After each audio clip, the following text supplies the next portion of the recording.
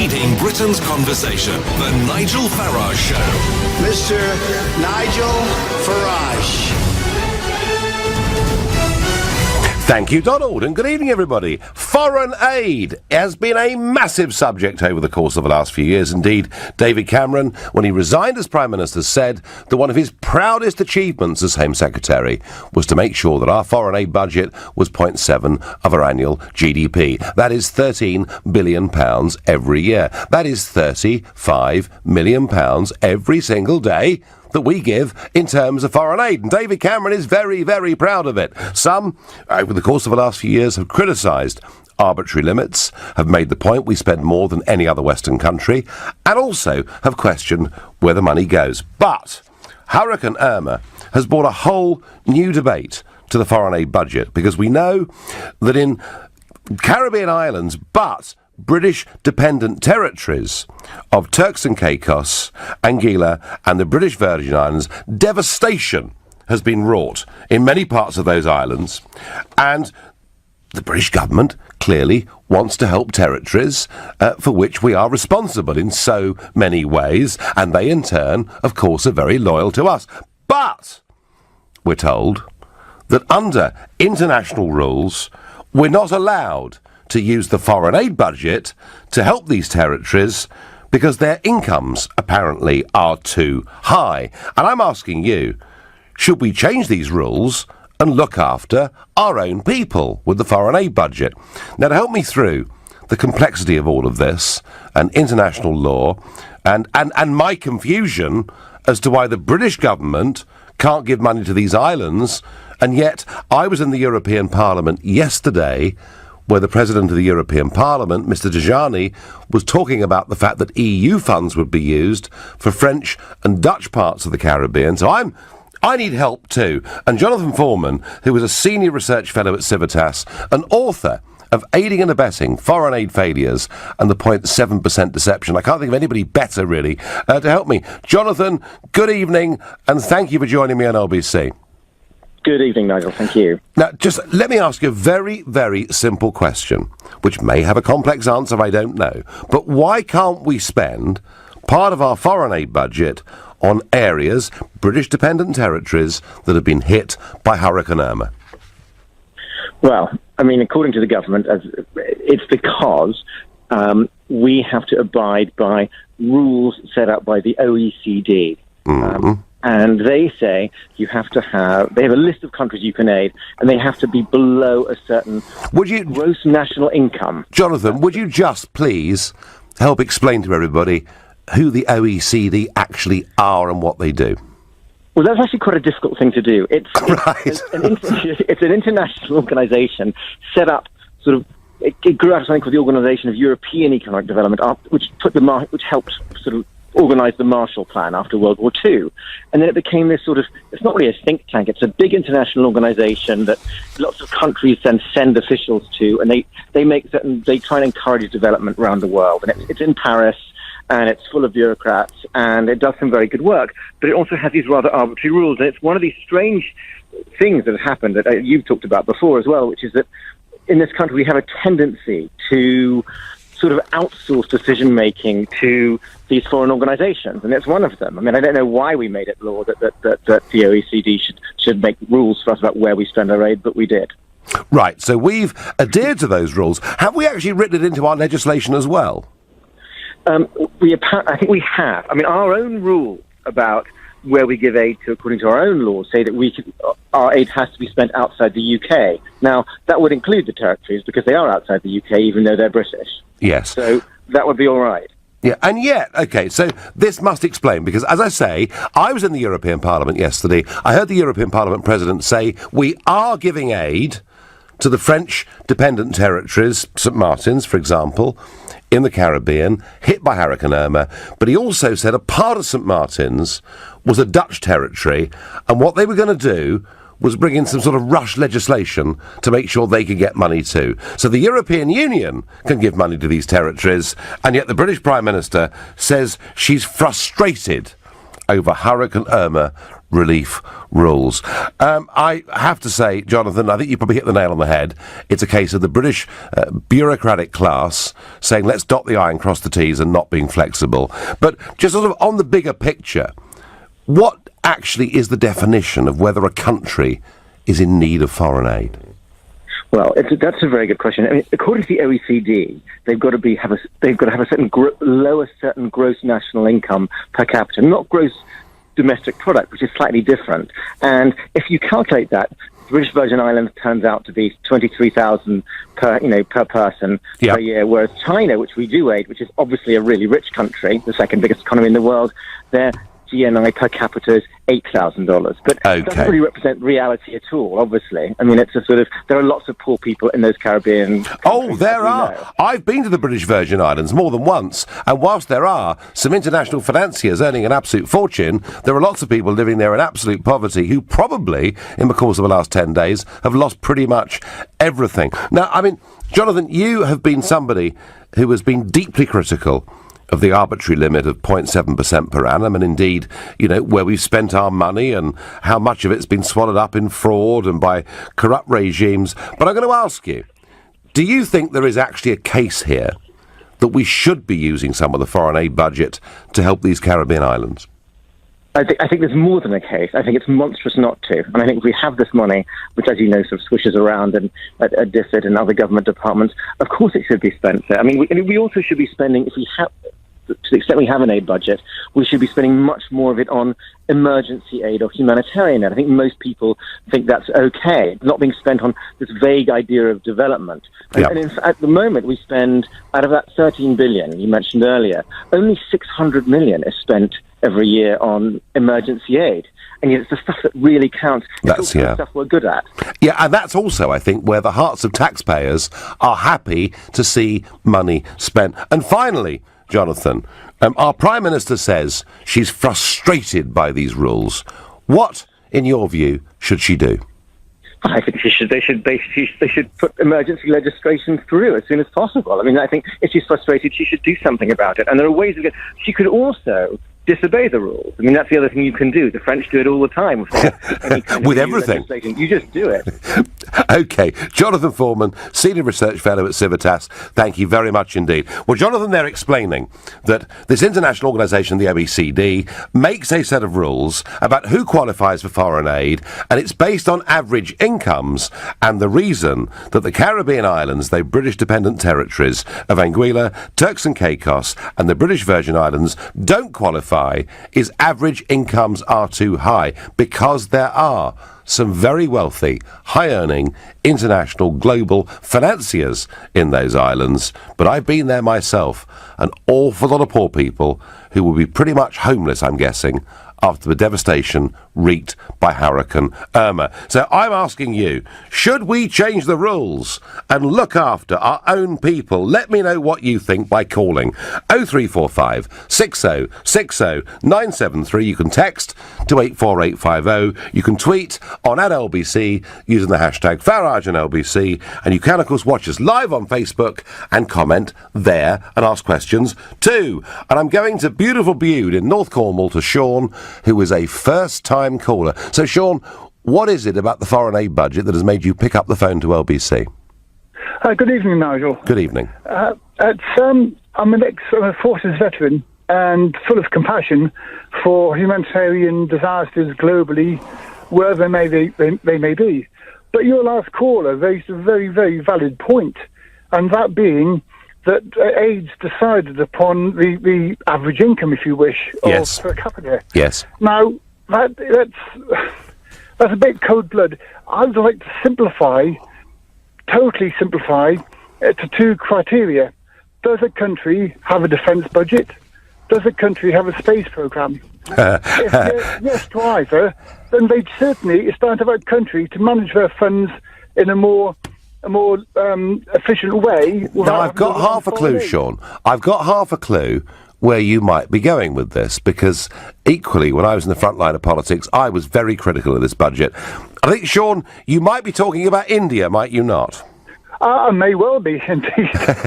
India and Pakistan and China, it's ridiculous, Nigel. It is totally, in today's modern age, particularly Today, Bank of England yet again kept our interest rates way down low. Yes. Our country is suffering drastically. Our nurses, doctors, fire brigade, policemen, we've got far better, more important local issues to worry about than supporting countries with space programs and defence. Well, Sean, I tell you what, I'm going to have a look in more depth later on in this programme about where some of the money's gone. But let me just ask you a couple of very quick questions. Number one, do you think that these hurricane-torn places of Anguilla, Turks and Caicos and British Virgin Islands deserve some help from the mother country? Oh, God, yes. Absolutely. 100%. And categorically, yes. And secondly, would you scrap one of Mr. Cameron's greatest achievements, the way in which he's shown the world what wonderful, compassionate and lovely people we are? Sean, would you want to scrap that target that makes the world think we're wonderful? Yes.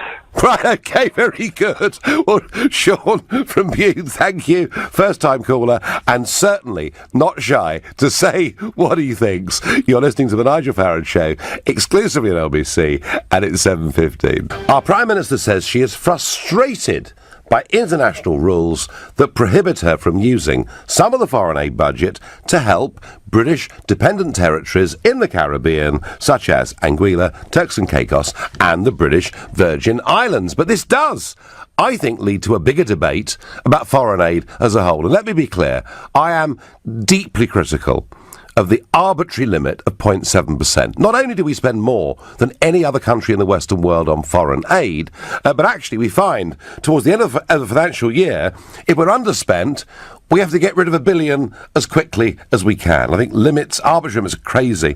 And where the money goes, goodness help me.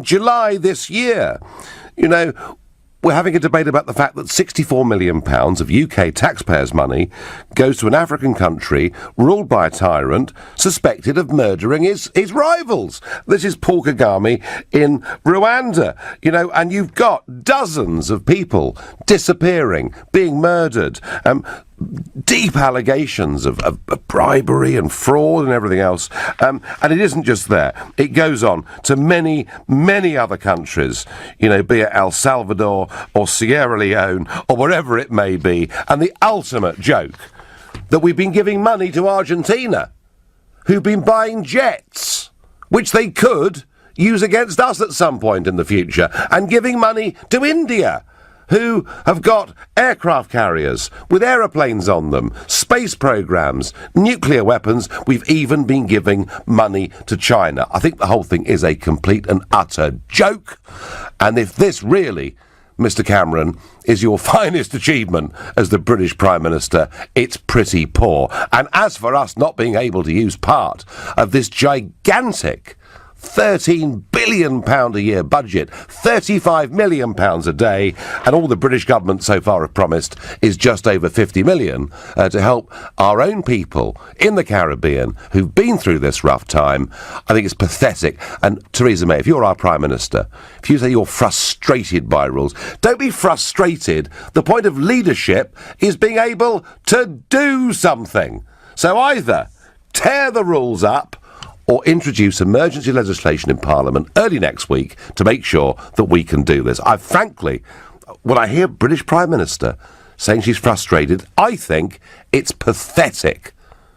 But if you think I'm wrong, and if you think it's ridiculous, then if you really think we should just go on giving this money to all these countries around the world, but not our own dependent territories, because a few rich, high-earning people live there, then call me on 0345 60 60 973 and put me right. Patrick is calling me from Lincoln. Patrick, good evening. Good evening, Nigel. First-time caller. First-time caller, and welcome to you. And so how do you feel about this money that could or should or perhaps should not go to these islands that have been really hurt by Hurricane Irma? I'm baffled by the hypocrisy of it all. If we're looking at GDP per capita, we wouldn't be at the top table for the top 20. We're 27th. And saying in terms of there are rich people who live there, yes, but presumably they're serviced by very poor people who've lost everything. They've lost their jobs and their homes, and yes. I think they need humanitarian help. I I don't even know why we had to raise it as an issue. We should just have quietly sent the money over from that sort of ring-fence budget and been quiet. Oh, but Patrick, the Prime Minister says there are rules set down by the Paris-based bureaucracy called the Organisation of Economic Cooperation and Development. I mean, Patrick, don't you respect the rules from organisations like this? Well, people make rules. I respect rules as much as I respect people. I don't respect everybody. So the Prime Minister, frankly, should just crack on, change the rules, and give these people some money, yeah? Absolutely. Terrific. Patrick, you could not be clearer, and thank you very much indeed for your call. Nigel, I was always taught that rules were there for the guidance of wise men and the obedience of fools. We should spend our money on our own territories before anyone else, says Jeremy in Richmond. Yes, Nigel, I agree with you. We should... we should be able to use our foreign aid budget to help our own people first. In fact, so far, France and the Netherlands can help their Caribbean islands because they're part of those countries, so it's not foreign aid. That's on Twitter. Technically, you're right. Technically, the French overseas territories have representatives in the French Parliament, the Assemblée Nationale, so they are considered to be, you're quite right, a part of France, whereas we have a slightly more hands-off approach, whether it's Gibraltar or the British Virgin Islands or wherever else. So I do take that legal point that was made on Twitter, and yet the European Union, which of course has no territorial hold over the Caribbean, was boasting in the European Parliament yesterday that they're going to give money to French and Dutch dependent territories. Oh, I didn't hear, by the way, a single penny being offered from the European Union to any British dependent territory. Funny that, isn't it? I wonder what Shahid in Hemel Hempstead makes of this. Yeah, well, one big massive problem I've got with your stance is you failed to mention that all of these overseas territories are tax havens. They allow the Googles of this world and other massive companies to dodge paying taxes, the right amount of taxes in this country, and they just register themselves over there. Right, and so... if those islands choose not to, collect... So, hang on. So, would you call Luxembourg a tax haven? I don't know about Luxembourg, but I'm British. Would you call Dublin a tax haven? Sorry? Would you call Dublin a tax haven? Well, they've got a lower rate of... But don't try to dodge the point. If they choose not to collect... No, Shahid, what I want to just get to the bottom of is this. The way that international law is structured, whether we like it or not, big companies choose to pay their corporation tax in different parts of the world very often because they take advantage of lower tax regimes. And, Shahid, they do it legally, all right? Luxembourg. We're not responsible for them two countries. The British government can take direct control of these overseas territories, and they should. They say no more allowing tax havens because this money should be coming to the British Treasury. And as for foreign aid, there's all sorts of... It's the smallest budget of all. The British government spends over 800 billion every single year. About 40 to 50 billion is borrowed, but the rest of it is raised through taxes. And there's easily enough war zones, enough starvation, enough people dying through the lack of clean water where that money can easily be spent. I strongly suspect that when they can't find the money to spend this, I strongly suspect there's people who've got stances like you who are opposed to foreign aid, who deliberately mess it up. They can easily spend that money in advance, plan it, give it to charities, and make sure that it's going to be spent wisely. Stop going on about this is a... So let's be clear, Shahid. Let's be clear. You're quite happy in 2017 Britain for us to borrow the money that we give away in foreign aid, and you're quite relaxed about £35 million a day being given out all over the world in foreign aid, and you think it's a non-issue. Well, no, if I have things like my way, that there'll be loads of affordable housing, and we wouldn't be wasting $25 billion on housing benefit. But that is an entirely separate debate. And if we were discussing the UK budget, Shahid, and what our national priorities should and should not be, I would absolutely take that point.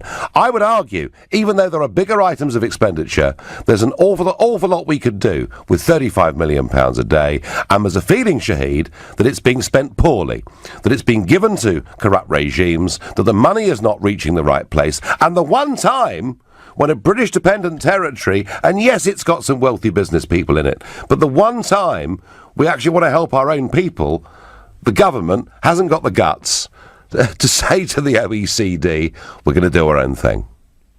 Right, can I speak now? But you're waffling on a lot there.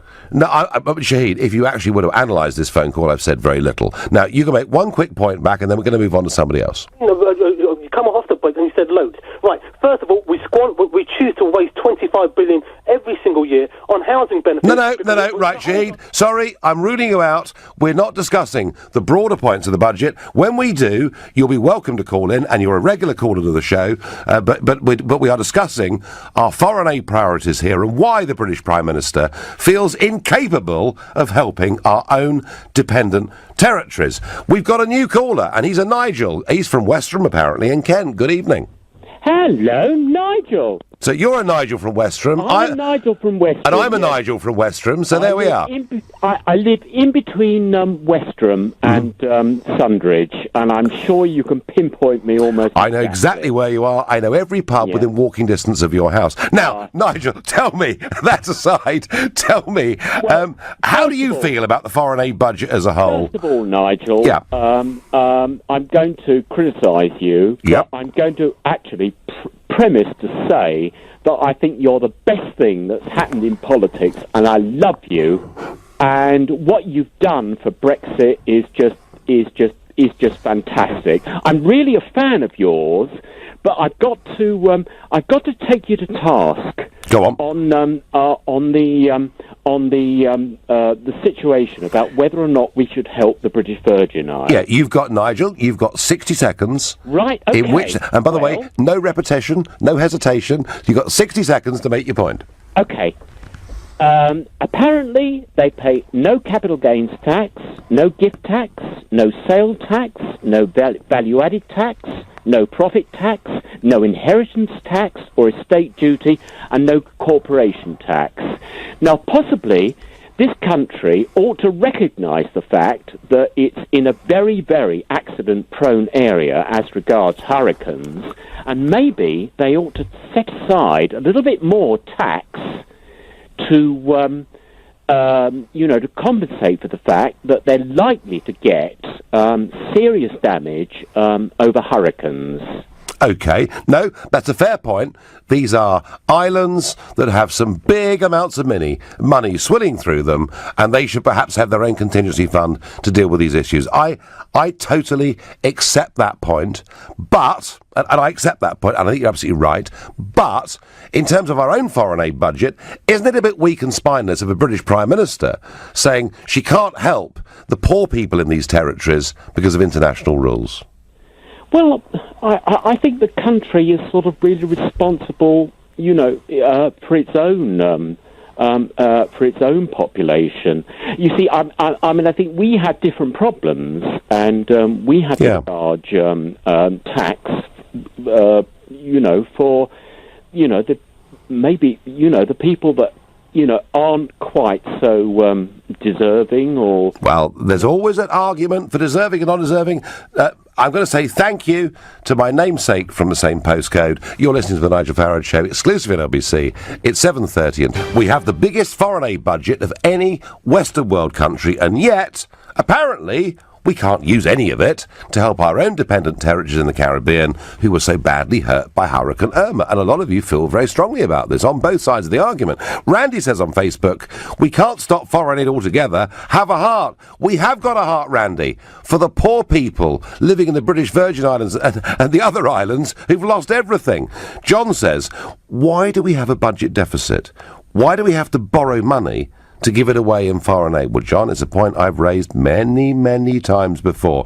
Anne says we give far too much in foreign aid to a detriment of our own people who are desperate for help. So, strong opinions on both sides of this argument. But let me just pick up, if I can, quickly, on a report that has appeared in Scandinavia over the course of the last few months. And I have talked about Sweden before on this show, that something very disturbing is happening in Sweden, which, when I used to go there in the 90s on business, was, I think, the most settled, comfortable European country in the world, actually, that I've ever been to. Sweden has, proportionately, taken more of the migrants that have crossed the Mediterranean than any other country. There are massive problems of integration, and there is also a problem with crime. Now, I know that even speaking about this makes people very upset, but I'm going to say this, because I think it's very important, that a Swedish journalist called Joachim Lamotte, was investigating the rape of a 12-year-old girl in Sweden and was told that police have not even interviewed the prime suspect 2 months later because authorities cannot cope with the sheer volume of cases since Sweden opened its borders to mass immigration 2 years ago. Lamotte says he contacted the authorities and was told that the case had not been acted upon because police simply cannot cope with the workload of having so many rape cases to investigate. Now, that report has appeared in the Swedish press. It's been picked up by one or two quite substantial US networks. And as with all of these things, you know, if somebody says a rape's occurred, well, it does need to be investigated and it does need to go through a legal process. But believe me, something very disturbing and worrying is happening in Sweden. Whether this case of itself is absolutely right, something is happening in cities like Malmö that has made them unrecognisable from what they were a few years before. And I think Mr Juncker yesterday saying he's going to push on for a European Union and a common asylum policy, I think there are more political shocks to come. And that story, you know, we're looking for more news and more information, and I will keep you up to date on it. Now, foreign aid. Why can't we spend it on our own people? I think we should be able to. I wonder what Ali from Uxbridge thinks of that. Hello, Nigel. Good evening. Good evening, Nigel. First time caller, so just go easy on me, yeah? I'll be very kind, Ali. I absolutely promise. Now, go on, say what you want to say.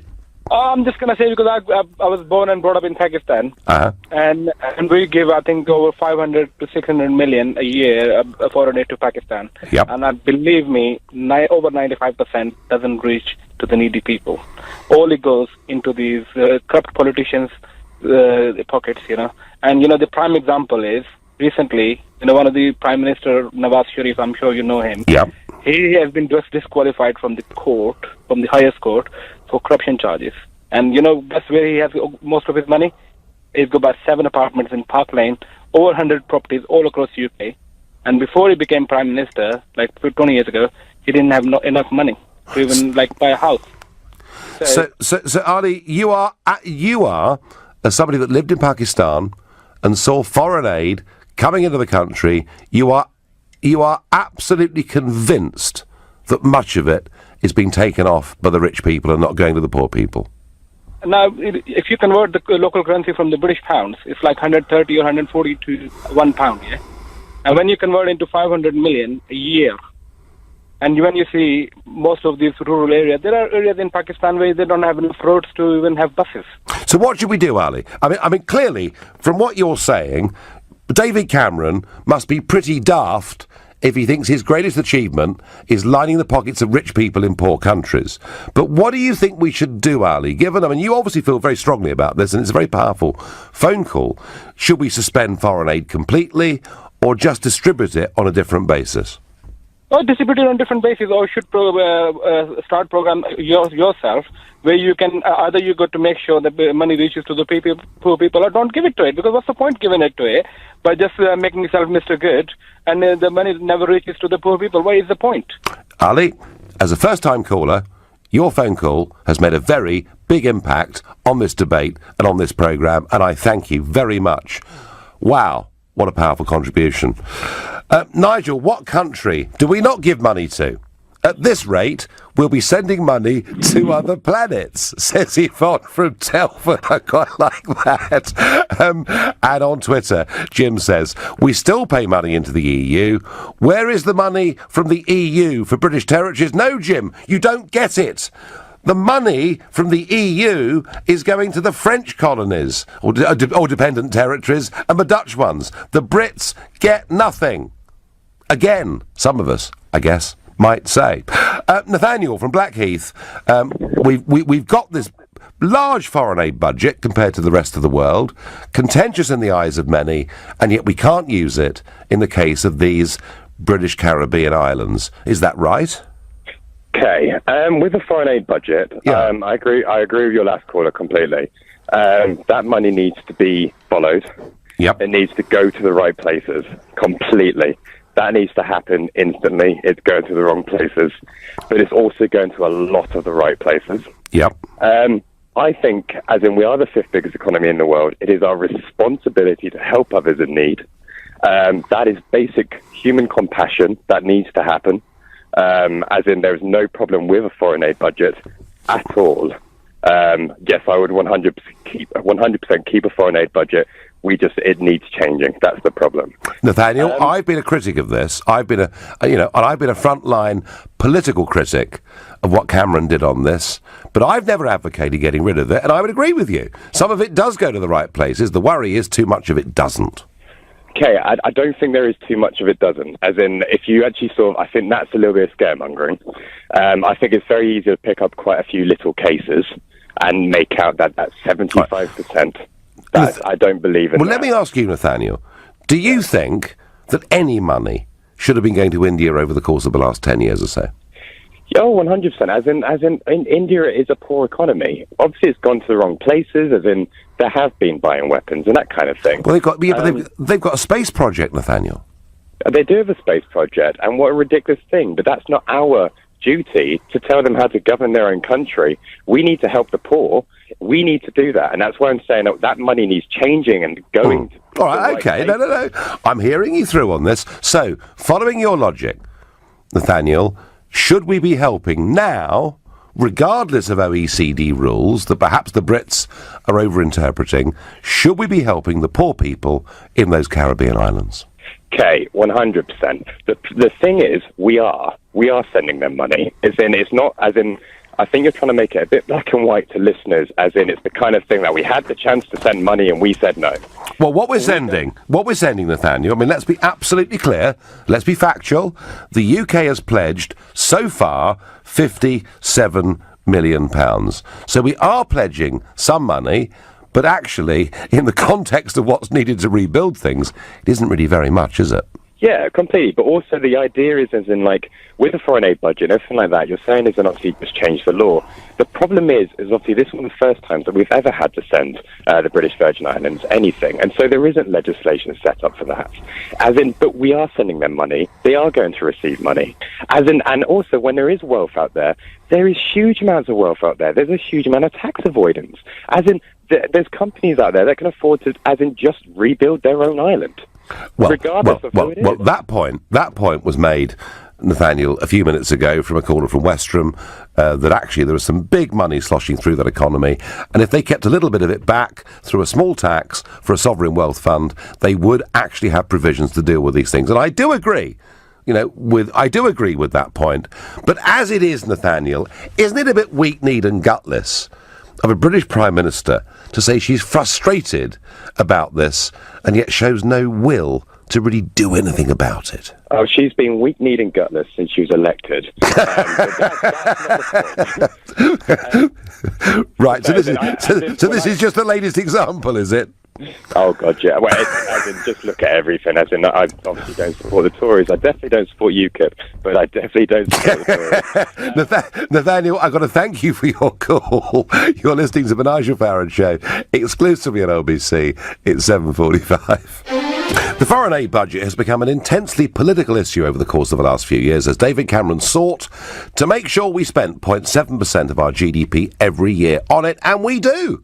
It's £13 billion a year. It's £35 million every single day. It is, by any measure, a very large sum of money. And there's argument about how it's spent and where it's spent. And yet, when Hurricane Irma wreaks its destruction and does so to British-dependent territories of Anguilla, Turks and Caicos and the British Virgin Islands, we find the British government is not allowed to use that foreign aid budget to send money because of international rules, and the Prime Minister says she is frustrated. So are you frustrated that we can't help our own people in this situation, or are you even more frustrated by the way that foreign aid itself is administered? Or perhaps you think, actually, we're proving that we're using this money to be a force for good. Matt says on Facebook, until you can convince the rich to be more compassionate and think less of their bank accounts, the countries in the world will not get better for the common person. Matt, that's fine if the foreign aid's being used to help people who need it and not being taken off in corruption and all the rest of it. Now, Barry is my next caller from Croydon, who I'm told has some experience of these islands. Barry, good evening. How are you going, Nigel? Are you all right? I'm very well indeed, thanks. So Barry, tell me, you've got some family links with these islands, I'm told. I certainly have. And I'm coming from a personal interest here. Yep. Because my folks are from both islands, St. Martin and neighbouring Anguilla. Okay. Okay.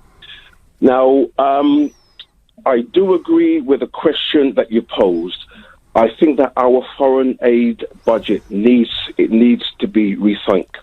And I will not go as far as to call the Prime Minister spineless and gutless. Right. But there is something wrong. There is something wrong. And I think that we should do away with the rules. This is a real emergency.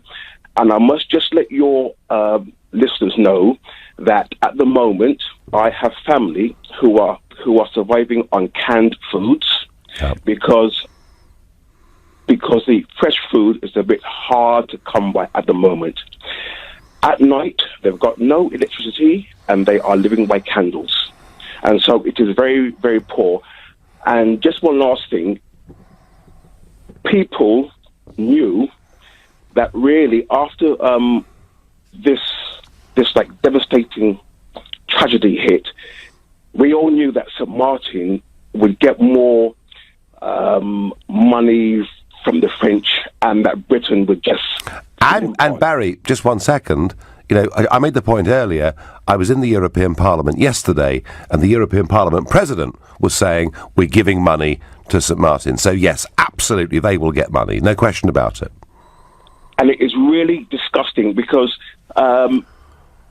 people really need to say, well, the UK government wants to have all of these islands, but they don't want to support them.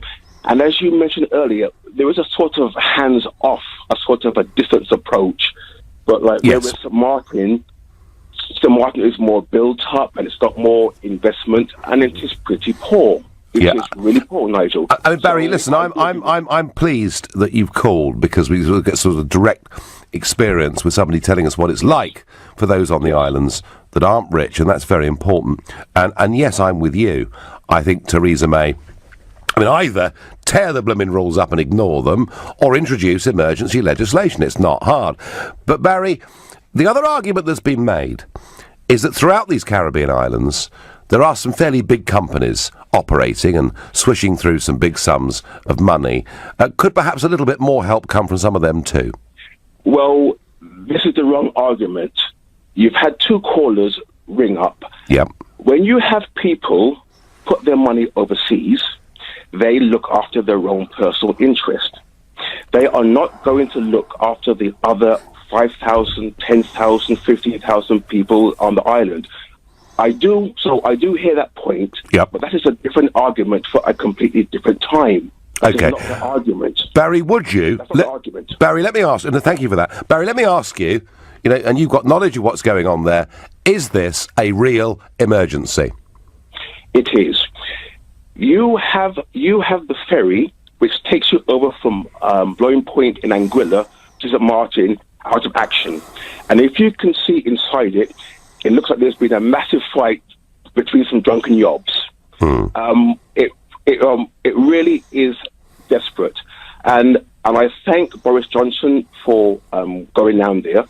And he sounds as if he's fighting for us, but I think we need to stop being wishy-washy. Yeah, no. Barry, listen, Barry, thank you for that call and some first-hand family insight into the situation down there. Barry, first-time caller, that's a very valuable call, and thank you. Why are the British not allowed to use EU funds to send to the overseas territory as the French and the Dutch can? Are there different rules? Yeah, Leslie, there are. We're British. It's quite simple. We never seem to be very good at winning at these things. No, Leslie, the point was made earlier. Certainly, I can't speak for the Dutch, but in the case of France, their dependent overseas territories are actually part of Greater France, and they send MPs to the Assemblée Nationale, and that's the real reason why. Why give money to a country when they can't spend their money in the right areas? Indians are in poverty, but space is cool, I guess. Yep, no, lots of those. We could have bought another invisible garden bridge with that 50 million, says George from Glasgow. And Dave is calling from Harold Wood. Good evening, Dave. Good evening, Nigel. I want to thank you so much for being the stick that prods the hornet's nest, which is the EU. Thank you very much for that. Oh, I mean, they do keep stinging me, Dave, but I'll keep on trying. Now, the foreign aid budget, I want to ask you two questions, Dave. One, as a whole, is it bloated and being badly spent? And two, should we be using some of it to help our own people in these islands? Well, I think if we're proud to call one of these islands the British Virgin Islands, yep, I think we should support them.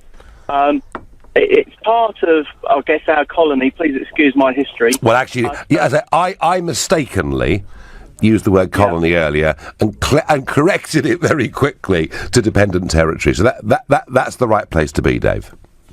So there is an issue, of course, with tax avoidance and so on. But the trouble is, like we did with our banking here, if we're going to start penalising the banks, they will go abroad. So they must be spending money on whether people supporting their lifestyle out there. So there is a certain amount that needs to be relied on from the rich earners. But do you know what, Nigel? I'm almost ashamed to be an Englishman sometimes. And it's the EU flexing their muscles again, just showing us how weak we are. We are. Do you know what, Dave? I rather agree with that. We're weak. Thank you. And my last caller this evening is Louise, who's calling from Shaftesbury in Dorset. Good evening. Good evening, Nigel. How are you? I'm well. Louise, we're running out of time, but you've got 60 seconds to tell me without hesitation or repetition how you feel on this issue. The point I want to make is I think there's a lot of financial prejudice going on here, and I think May is being very weak and hiding behind excuses of what she can and what she can't do. I think she's politically covering her bottom, and I think that we ought to be, no matter what, sending money out there. There are poor people, that's irrelevant. It is our territory. We should be helping. If a hurricane hit an area of Scotland, if there was lots of wealthy there and poor, it would be irrelevant. It would. We would be, yes. We would be supporting and we would be doing whatever it took to rebuild infrastructure. And that should be exactly the same with these territories. Do you know what? You didn't need 60 seconds, did you, to make that point and make it incredibly clearly. Louise from Shaftesbury, another first-time caller, thank you very much indeed for that call. And Louise really sums up in many ways how I feel about all of this. You know, I have had grave reservations about the Cameron policy on our foreign aid budget as a whole. I think we raised it to try and send a big virtue signal to the rest of the world. I'm certainly unconvinced it's been spent well in many areas. But here, when there's a clear case of poor people living in British dependent territories in need of help, and we're not actually doing anything about it, really, because the Prime Minister is frustrated over international rules. For goodness sake, show some leadership, do something, stand up for our own people, help them, and then say to all of them, do you know what, next time round, you can have a seat in Parliament and become a fully integrated part of the United Kingdom. We are no longer ashamed of our dependent territories. We're going to start treating them properly. That's my view. You've been listening to the Nigel Farage Show here on LBC. I'm back on Sunday morning from 10. Coming up tonight from 10 o'clock, it's Ian Collins, but up next, it's Clive Bull. Nigel, thank you. So lots to come between now and 10 at 9. It's the Property Hour, and expert Kate Faulkner will be here to talk about the housing market. She's got advice on buy-to-let and first-time buyers and landlord issues. That's all coming up in the Property Hour. We're going to be keeping a close eye on a developing situation with German fans at Arsenal's Emirates Stadium. We'll bring you more on that as it comes in. And we start with Jacob Rees-Mogg telling LBC that increased use of